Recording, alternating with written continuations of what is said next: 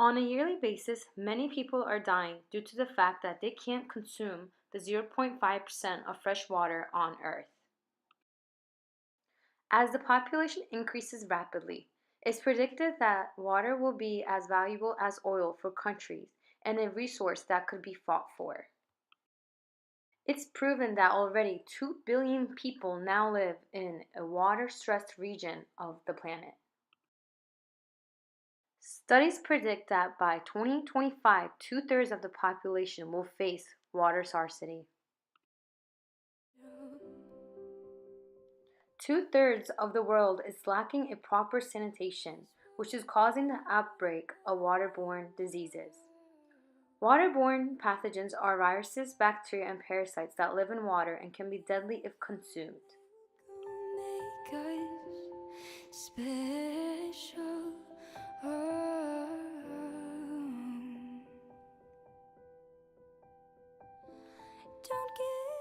Women in Asia and Africa will fetch water every morning for their families, but in reality, they are carrying buckets of unsafe water that can end their child's life. The parasites and bacteria found in the water in these impoverished areas are killing about 3.4 million people a year in Africa. India is a country that has been attacked with a serious waterborne illness of hepatitis of A, B, C, and E, which all affects the bones and overall health of these people.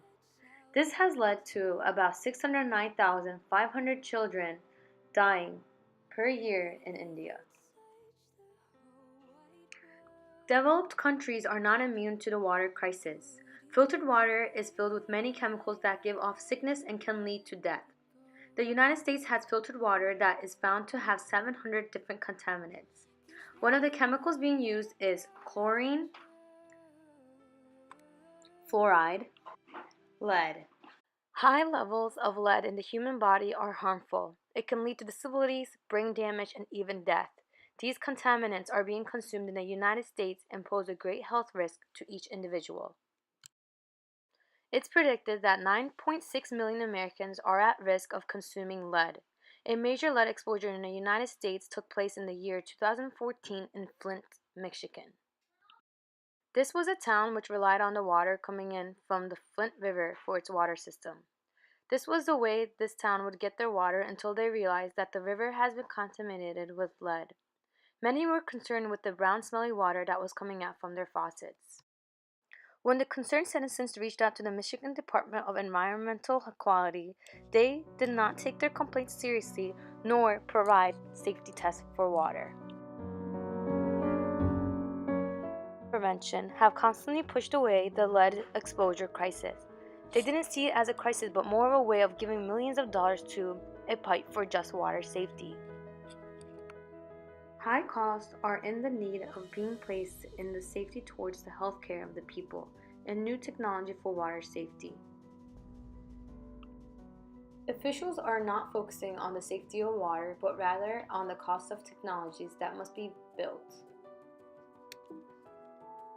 In conclusion, it is an alarming implication for the health of the public. Actions need to be taken in order for changes to occur. It is bothersome of how often people die from contaminated water. The situation in Flint, Michigan itself explains the significant extent of the lack of effort that is put into making a difference within the water systems and contaminations. These components and implications found in the surrounding environment of innocent lives must be modified and altered. There needs to be an end to this unjust system.